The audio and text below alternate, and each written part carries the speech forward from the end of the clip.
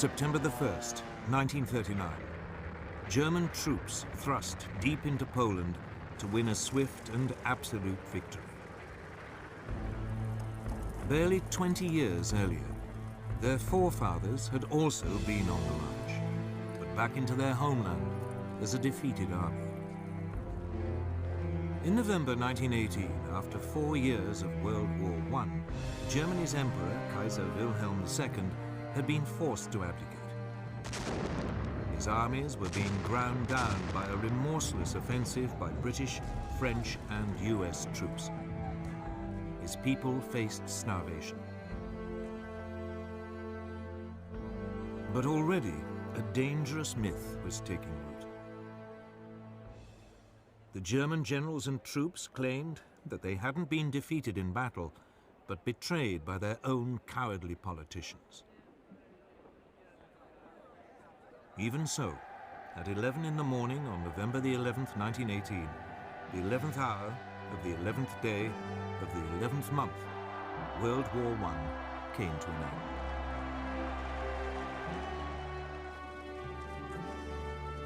The following month, President Woodrow Wilson of the United States arrived in Europe, promising to create a new world order.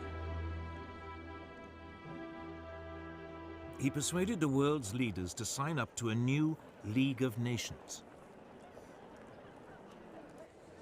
At the Treaty of Versailles, they agreed that from now on, disputes between countries would be resolved not by fighting, but by debate in the League. The peoples of Europe were set free. Germany's ally, the Austro-Hungarian Empire, was dismembered.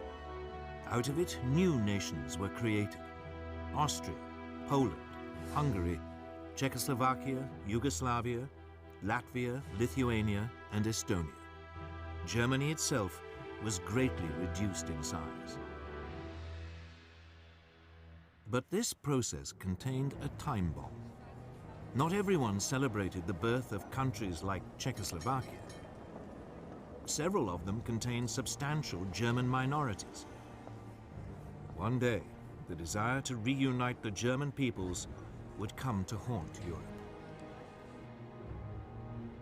The war-torn German people also had one final indignity inflicted on them.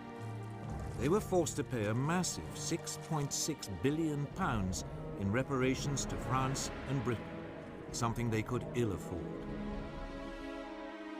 And when he returned to America, Wilson's new world order immediately fell apart. The US Congress decided it could not risk being sucked into another war in Europe. It refused to join his league, and the US withdrew into isolationism. Germany was now a very different nation. It was still Europe's biggest country, but its militaristic monarchy had gone. It had become a democracy. But its government, the so-called Weimar Republic, was soon struck by a series of hammer blows. Street battles erupted between extreme right-wing nationalists and communists trying to start a revolution. Then, in 1923, the country was devastated by hyperinflation, which reached hundreds of % a month. Ordinary people's savings were wiped out. This was fertile ground for a new breed of rabble-rousing right-wing politicians. Among them, Adolf Hitler. Hitler had been born in Austria. He had fought bravely as a soldier in World War I and been awarded the Iron Cross. On returning to Germany, he settled in Munich, and his fiery oratory soon enabled him to seize control of the small National Socialist or Nazi Party.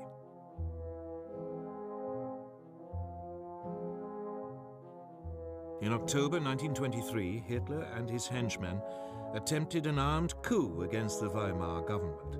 It failed, and he was sentenced to 9 months. In prison, he wrote a book, Mein Kampf, My Struggle, in which he blamed Germany's ills on the Jews and demanded that it rebuild its strength and seek new territories in the east. On his release, he set about building the Nazis into a proper, disciplined political party. From now on, he would use the democratic system to achieve power. But for the next 5 years, Weimar Germany prospered. Support for extremist parties, left and right, dwindled. Then suddenly, Hitler's opportunity arrived.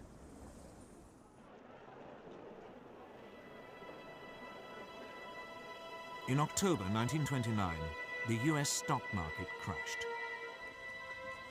Billions of dollars were lost, and an economic depression swept across the world. Unemployment in Germany soared to over 6 million. Only extremist politicians seemed to offer a solution. Wir haben ein Ziel uns gewählt und verfechtetes fanatische Rücksichtslos. Politicians like Hitler. By 1931, his Nazis were a true mass movement. And they had their own brown-shirted thugs, the SA stormtroops, who numbered almost 3 million. In the 1932 elections, the Nazis became the largest party in Germany's parliament, the Reichstag. But Hitler refused to join a coalition, leaving parliament paralyzed. To break the impasse, President Hindenburg made him chancellor in January 1933, head of the government.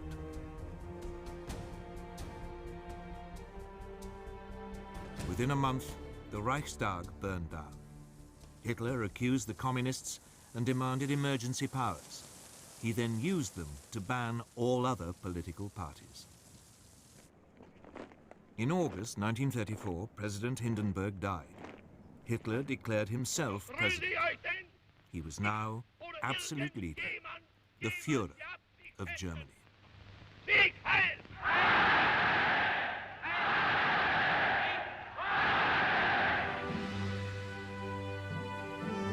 At first, there was little sign of what was to come. The next 3 years, the Führer concentrated on rebuilding Germany's economy. He spent millions on public works, including the 5,000-mile Autobahn system, to soak up the unemployed.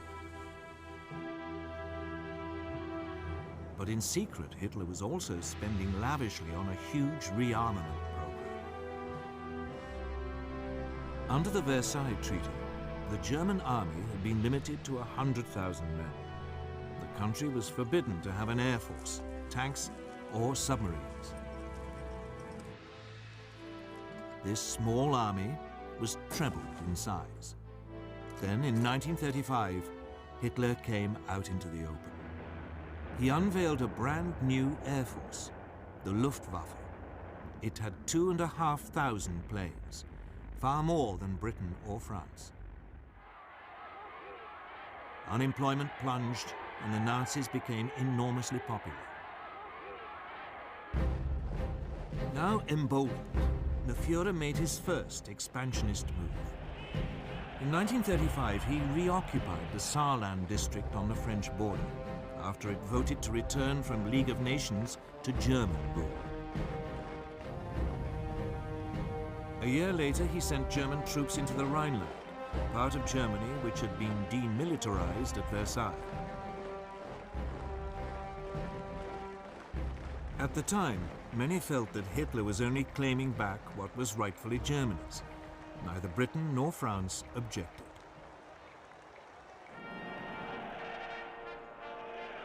When Berlin hosted the 1936 Olympic Games, the Nazis were seen by many as firm but fair. A government which was restoring the nation's pride and which didn't threaten anyone. Of course, there were signs. The 1935 Nuremberg laws forbade Jews to marry true Aryan Germans and deprived them of their citizenship. But when the first threats came to world peace, they didn't come from Hitler at all, but from somewhere else entirely.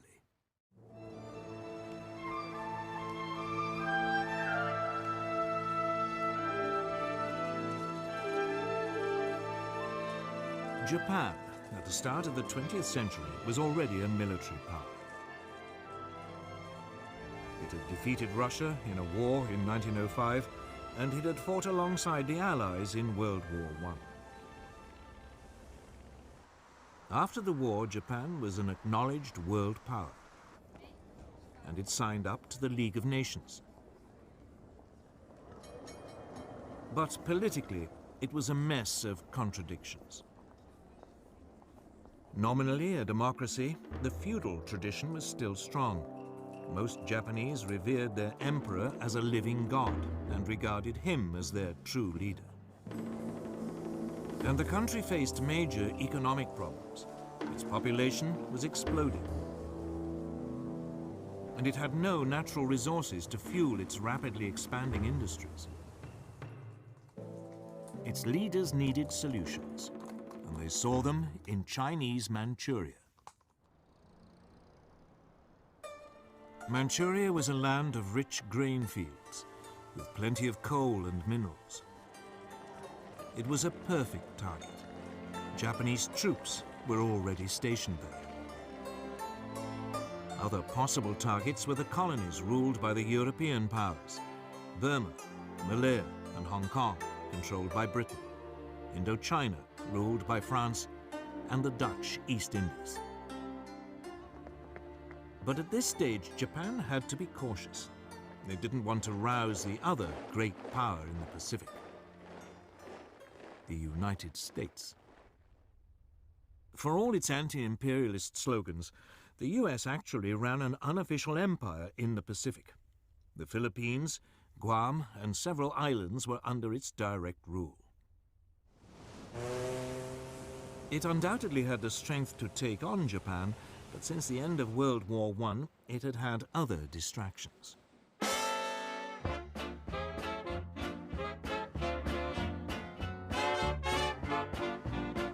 This was America's Jazz Age.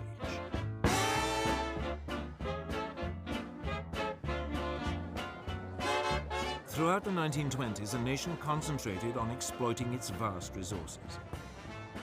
There was an economic boom that seemed without end. Fortunes were made both in industry and the stock markets. America seemed lost to the increasing pursuit of pleasure. With distractions like these, Japan's growing pains in the Pacific seemed very far away. America had slashed its army after World War I and agreed a naval reduction treaty with Britain, France, and Japan. This, in effect, handed naval superiority in the Pacific to the Japanese. And then came the Great Depression.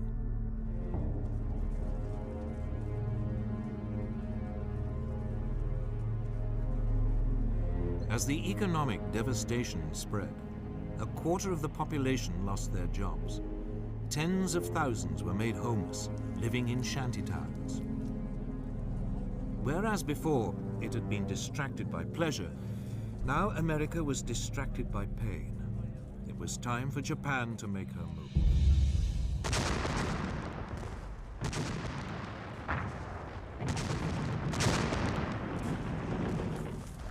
In 1931, without even informing their own elected government, the Japanese forces in Manchuria seized the capital Mukden and then overran the rest of the territory.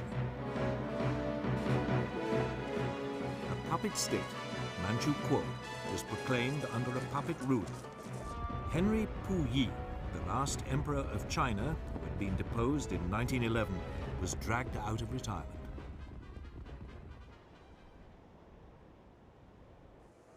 At its headquarters in Geneva, the League of Nations now faced its first great test. Japan was universally condemned. But her response was blunt. Japan, however, finds it impossible to accept the report adopted by the Assembly. The Japanese then just walked out, and the League suddenly realized there was nothing it could do about Manchuria.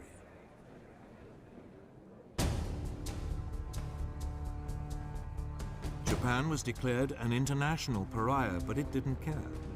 Its leaders had turned their eyes to further conquests in China.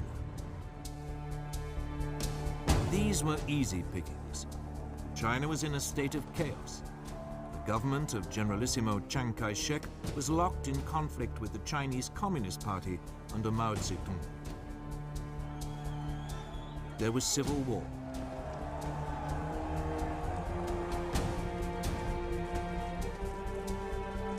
In 1936, as a precursor to invasion, the Japanese signed a pact with Hitler.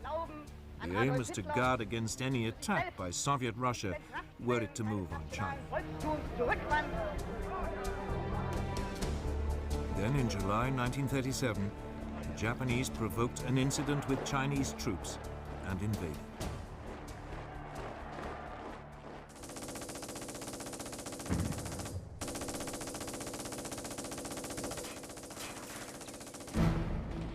At first, the Chinese were taken by surprise.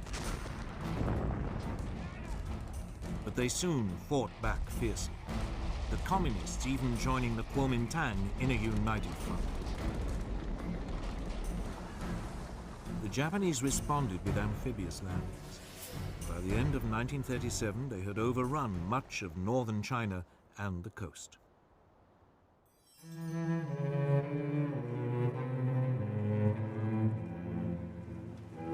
The Japanese fought this war with exceptional brutality, bombing cities indiscriminately. Westerners living in the commercial center, the port of Shanghai, were now evacuated. The city was then besieged for 3 months.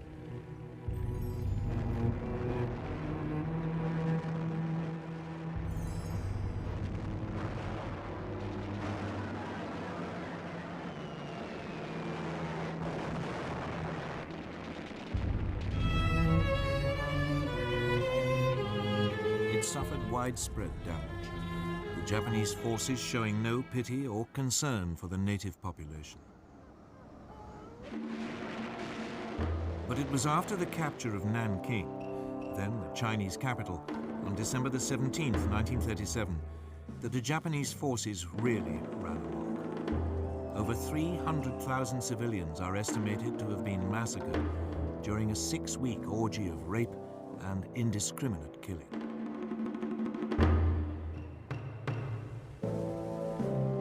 The Japanese even attacked British and US warships which had been sent to protect their shipping and trade. The worst incident came on December the 12th, 1937. The American gunboat Panay was sunk by Japanese bombers. 50 crewmen died.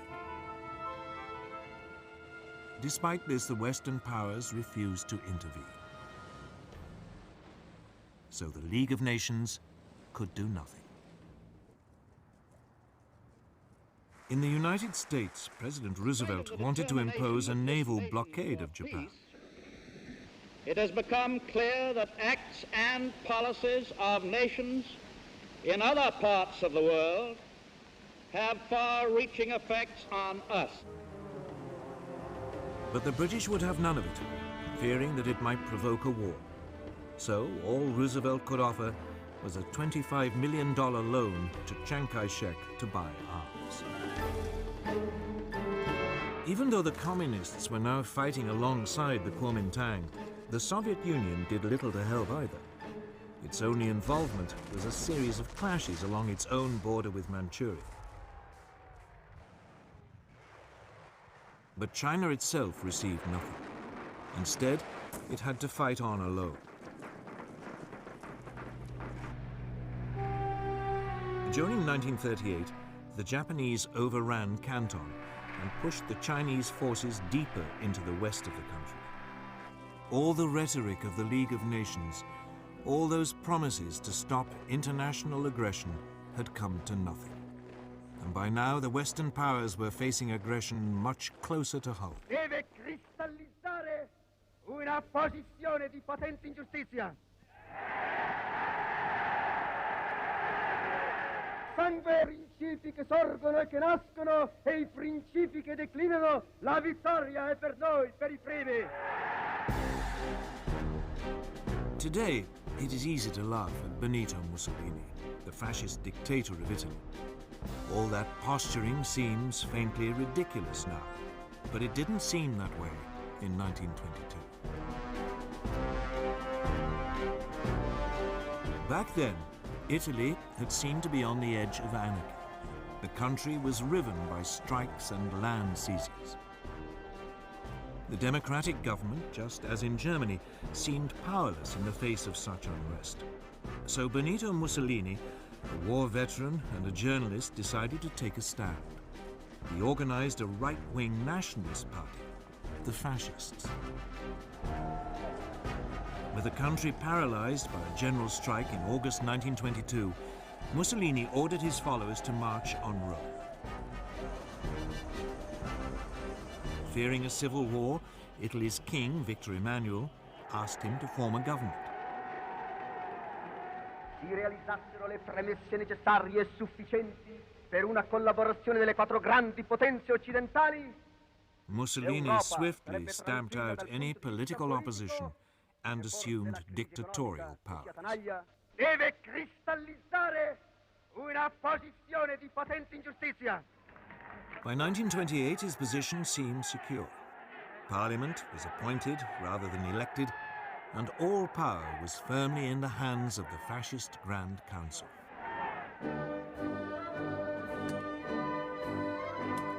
Like Hitler, Mussolini's first acts made him immensely popular. Massive programs of public works provided employment and transformed Italy's infrastructure. Corruption was rooted out and the mafia more or less eliminated. Italy's armed forces were built up, including an advanced modern air force. In the Mediterranean, Mussolini launched a powerful navy, bigger than the combined might of the British and French Mediterranean fleets. When the Great Depression came, Italy seemed to weather it better than most. Mussolini became a source of worldwide inspiration. Political leaders, not least Adolf Hitler in Germany, saw the fascist system as a role model, strong and purposeful, in contrast to the weakness of the democracies in Britain and France. But Mussolini wanted more than adulation. He wanted to recreate the Roman Empire, and he already had a target in mind for his first imperial land grab.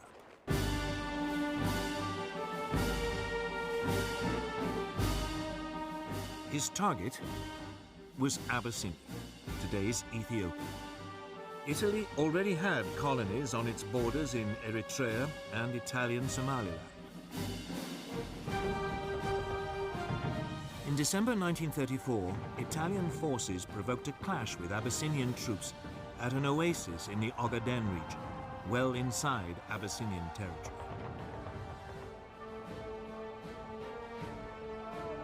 Mussolini then sent reinforcements to Eritrea and Italian Somaliland, demanding that Abyssinia pay reparations. The Emperor of Abyssinia, Haile Selassie, appealed in person to the League of Nations. He called on it to live up to its ideals. Here was a small nation under threat from another member of the League. This was the supreme test. But the League did nothing. Britain's Foreign Minister, Anthony Eden, at least tried to broker a peace deal, but Mussolini would have none of it. In early October 1935, the Italian army invaded from Eritrea and Italian Somaliland.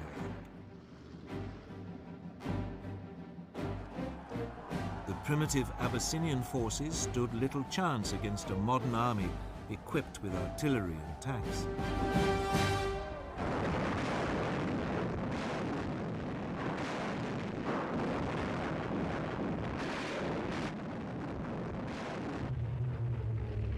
The Italian Air Force had total command of the air and harried the Abyssinians, on occasions dropping gas bombs. Even though gas had been outlawed at Versailles, a as a crime against humanity. After 6 months, Abyssinia was completely overrun. The Emperor Haile Selassie fled into exile in Britain. From its headquarters in Switzerland, the League of Nations wrung its hands. It did impose economic sanctions, but they had little effect. Mussolini's aggression had revealed 2 things. The League of Nations, that great hope for peace, was impotent. And both Europe's supposed major powers, the democracies Britain and France, no longer had the stomach for a fight.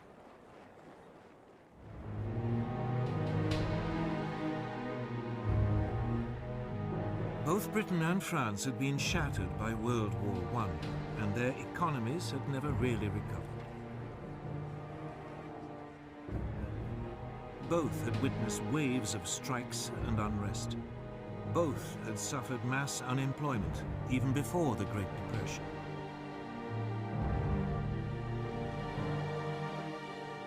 Both also faced the cost of controlling empires, now swollen by taking on Germany's former colonies and the Middle Eastern territories once run by the Turkish Ottoman Empire. And above all, both had been traumatized by the horrific casualties of World War I. A succession of British leaders, Lloyd George, Ramsay MacDonald, and above all Stanley Baldwin, all resolved to keep Britain out of future conflicts. Despite horrific casualties on the Western Front, Britain had ended World War I with a large and very effective conscript army.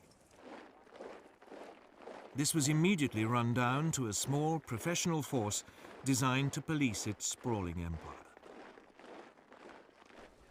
And when the Great Depression struck, any ideas of modernizing the army were abandoned.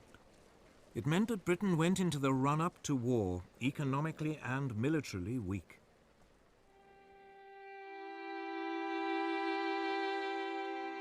French losses during World War I had been even worse than the British. Ever mistrustful of the Germans, a large conscript army was maintained. But throughout the 1920s, France's birth rate had declined. It became clear that there would be a manpower shortage by the mid to late 1930s. France realized it could never compete with Germany on the size of its army alone.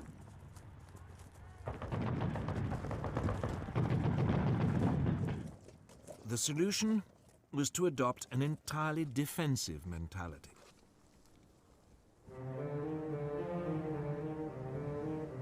The Maginot Line, a series of fortifications, was begun in 1930 along the frontier with Germany and ran as far as the Belgian border.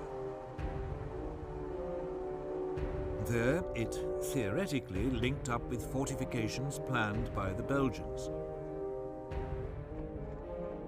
This new French military approach meant that France was only capable of waging a defensive war.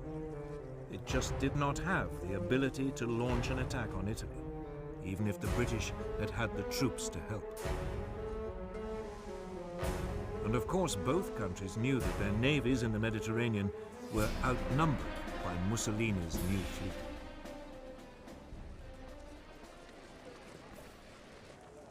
So when Italy conquered Abyssinia, it made sense for both powers to do nothing. It just seemed too remote, too much someone else's problem.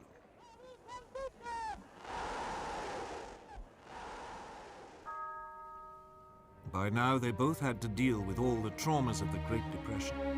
That seemed so much more pressing. And above all, they were now faced with a military threat far closer to home. A resurgent and rearming Germany. And Germany's power, and that of Italy too, was soon about to be demonstrated in supporting the rise of another dictator in Spain.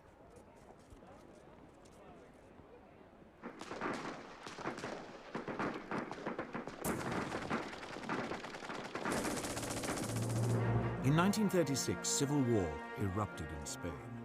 he was exceptionally vicious, setting family against family, communist against fascist, believers against atheists. In 1931, a left-wing government had come to power determined to get rid of the centuries-old Spanish monarchy. The king was forced into exile and a republic was declared.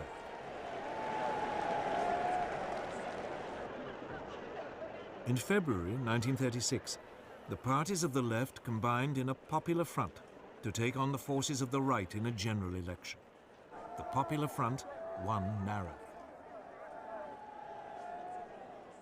Even though its reform program was modest, a wave of strikes and land seizures led the right to fear that a communist takeover was inevitable.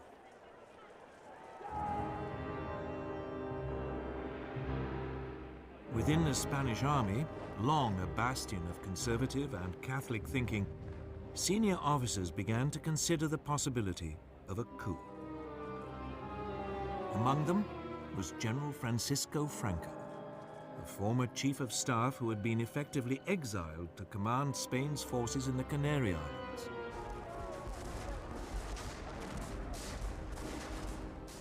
On July the 17th, 1936, the units of the army fighting guerrillas in Spain's colony in Morocco mutinied. The next day, Franco flew to join them, proclaiming a new nationalist movement which would save Spain from communism. Mainland garrisons now joined this revolt. The Popular Front responded by calling for volunteers to defend the republic. Battle lines had been drawn.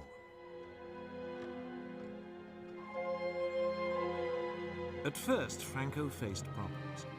He and his army were in North Africa, and he had to get across the Straits of Gibraltar back to Spain.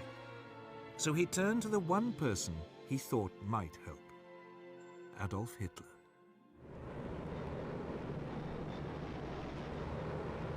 Within a month, transport aircraft from Hitler's new Luftwaffe had begun an airlift, taking Franco's battle-hardened veterans over to southern Spain.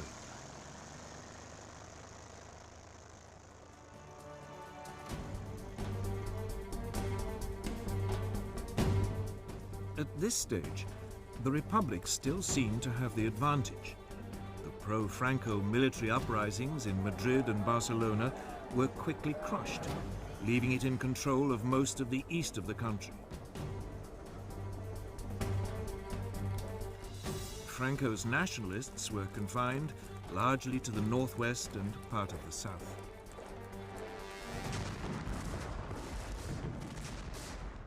But the nationalist situation was transformed when Hitler and Mussolini started to pour in troops and weapons.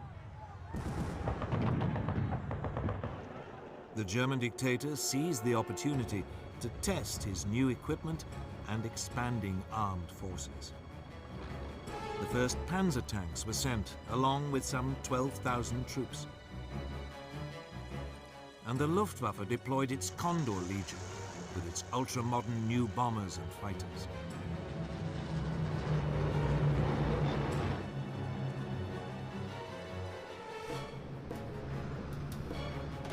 Mussolini sent a so-called volunteer corps of 50,000 men and more than 700 aircraft. In vain did the Republicans appeal to Britain, France, and the Soviet Union for help. But London and Paris were scared of setting off a European war. They declared a policy of non-intervention. Cynically, both Germany and Italy signed up to this. But when it became obvious that they were still sending arms to the nationalists, Joseph Stalin, the Soviet leader, announced that he would help the Republic. Stalin's worry was the rise of fascism in Germany. Hitler had made it abundantly clear that he believed communism to be Nazism's ultimate enemy. Stalin saw the Spanish conflict as a way of keeping Germany and Italy occupied while building up the Soviet Union's military strength. About 700 military advisors were sent, along with tanks and fighter aircraft. It was something, but no match for the support Franco had received. In fact, the largest source of outside help for the Republic didn't come from a country at all, but from volunteers, the international brigades. About 30,000 left-wing Americans, British, French, and Germans signed up to fight in Spain.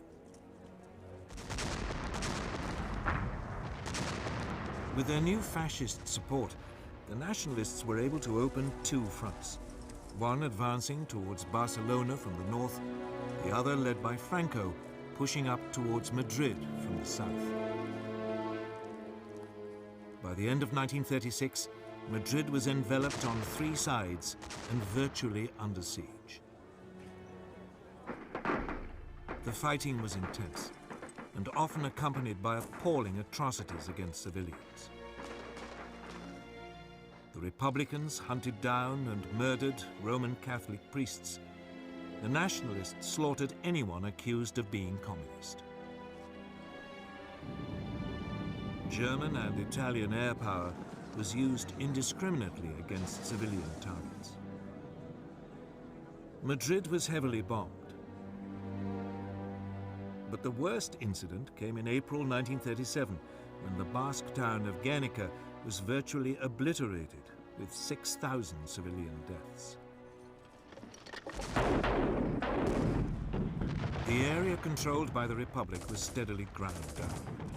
Its forces fought with great gallantry, but undertrained and under-equipped amateurs were no match for the professional soldiers led by Franco, or for the combined modern weaponry of Italy and Germany. As the war dragged on, the fighting around Madrid became a symbol of the left's determination not to be crushed by a fascist dictatorship. But behind the scenes, the Republican alliance was falling apart. The communists and socialists wanted to concentrate on winning a military victory. But the more idealistic anarchists and syndicalists saw the war as an opportunity for a mass revolution by the workers. These disagreements burst out into the open in May 1937. Fighting broke out in Barcelona between the anarchists and communists. It was a fatal weakening of the Republican cause. By the end of 1938, the nationalists had penned their enemy into a small enclave around Barcelona, and another stretching eastward from Madrid to the coast.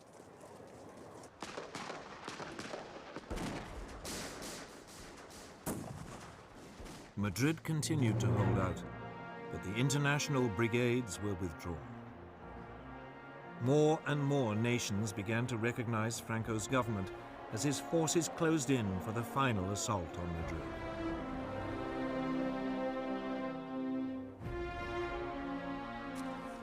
At the end of March 1939, its defenders, exhausted after nearly 3 years of fighting, the capital finally surrendered.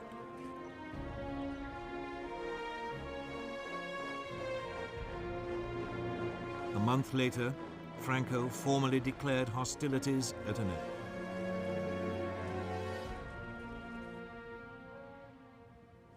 The scars of Spain's civil war took years to heal, and in some ways, they never have. And internationally, Franco's victory over the Republic proved a disaster. Hitler and Mussolini were confirmed in their belief that the democracies of Britain and France were impotent to resist any real pressure. While Stalin despaired of their willingness to confront fascism. Hitler in particular saw his way open to begin the aggressive policies outlined in Mein Kampf. Even before the Spanish Civil War ended, his armies were on the march.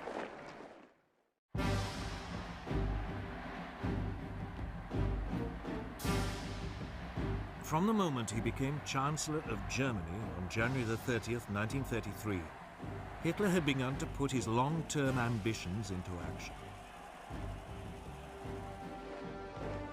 On February the 3rd, he told his top commanders that his ultimate aim was to conquer territory in the east and ruthlessly Germanize it. They were instructed to prepare for a massive expansion. Although Germany had been forbidden tanks, a secret treaty with the Soviet Union in 1923 had allowed the development of tank designs and experimentation with new mobile armored tactics. Energetic young German officers like Heinz Guderian read the theories of British thinkers like Basil Liddell Hart and Colonel John Fuller. They even watched exercises being carried out by the British during the 1920s on Salisbury Plain. It was from these that they came up with the idea of fast-moving units combining tanks, artillery and infantry that could thrust fast and deep into enemy territory. Hitler adopted their ideas with enthusiasm. The new army was to have 3 panzer divisions. Similarly, the new Air Force, the Luftwaffe, under former World War I fighter ace Hermann Goering, had had a framework to build on. Throughout the years in which its Air Force was officially banned, Germany had kept up its design skills by building civilian machines, and gliding and flying clubs provided a reserve of potential aircraft. Hitler revealed the existence of the Luftwaffe in March 1935. He then announced that the army was to be increased to 300,000 men and conscription was reintroduced. Britain and France protested feebly at this flagrant breach of the Versailles Treaty. But soon they reluctantly and slowly began to rearm.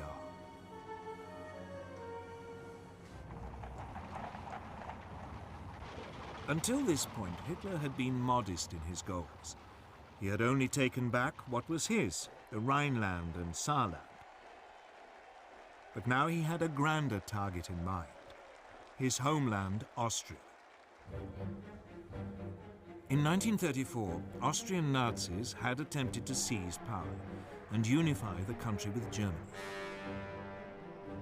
The Austrians, after all, spoke German, even if they had never been part of a German state. In February 1938, another Nazi plot was discovered. Austrian Chancellor Kurt von Schuschnigg protested to Hitler. Hitler responded by demanding that Austria stop mistreating the Austrian Nazis and unite with Germany.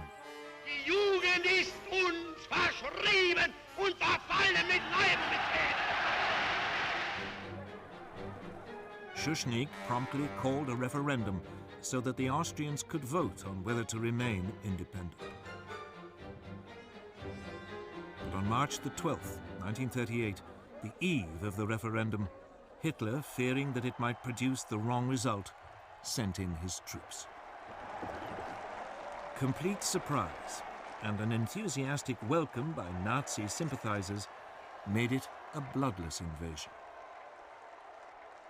Within hours, Hitler announced Austria's incorporation into the Third Reich. A sovereign nation had, for the first time, been subsumed into a greater Germany. Once again, the Western democracies failed to react.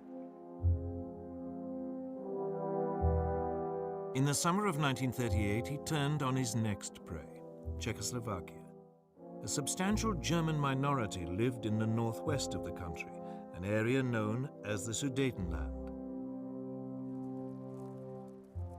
These Sudeten Germans had been part of the old Austrian Empire, but had been cut off when Czechoslovakia was created in 1919. This was the time bomb that had started ticking at the signing of the Treaty of Versailles. Hitler encouraged Sudeten German demands for autonomy and then threatened the Czech government with force if it refused to agree. Undaunted, the Czech government ordered general mobilization and prepared to resist. The Czechoslovak army was large and well equipped, with formidable fortifications on its frontier with Germany. Hitler backed off. But then at the beginning of September, concerned that war might be imminent, the British Prime Minister Neville Chamberlain decided to act as a peacemaker. He flew to meet Hitler twice. The Nazi dictator assured him that if he could have the Sudetenland, he would make no further territorial demands in Europe.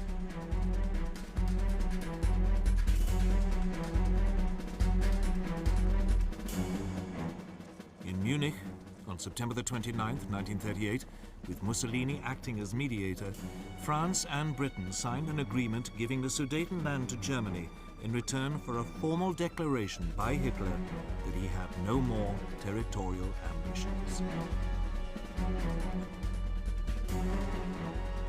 Chamberlain flew back to Britain waving the piece of paper which he claimed guarantees peace in our time.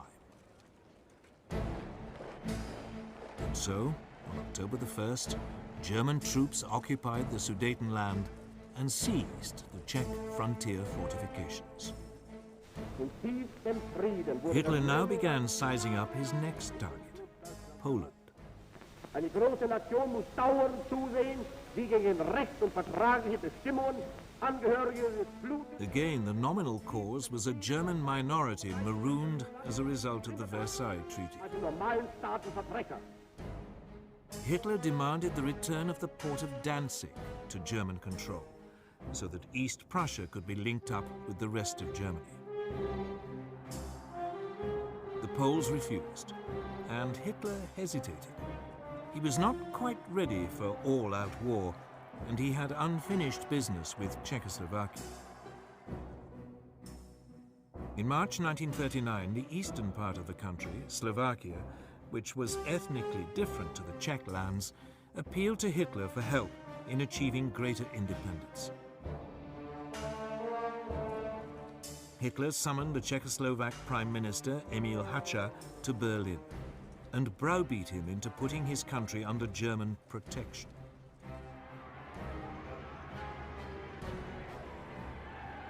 German troops now marched into the rest of Czechoslovakia, unopposed. Most of the country was annexed into the Reich. Slovakia was declared a protectorate. For the first time, Hitler had seized non-German-speaking territory. But again, there was only a feeble protest from Britain and France. At the end of March, he again repeated his demand that Poland give up Danzig. This time, France and Britain declared unequivocally that they would declare war if he attacked Poland. But by now, Hitler cared little whether they did or not. He was sure that they would be weak and indecisive opponents. In Russia, Stalin had also become increasingly concerned by Hitler's aggression. In April, Stalin proposed an alliance with Britain and France. But negotiations made little progress. And finally, Stalin despaired, deciding that there was another solution to the German threat. On August the 23rd, the Soviet Union and the Third Reich, who everyone had believed were sworn enemies, announced a non-aggression pact. The agreement secretly specified that Poland would be split between the two countries, and Stalin would have a free hand to take over Estonia, Latvia, and Lithuania. Now free from any Russian threat, Hitler ordered his armed forces to prepare for an immediate invasion. On the evening of August the 31st, the German Wehrmacht prepared for the assault. Its Führer had made the decision which would plunge the world into war.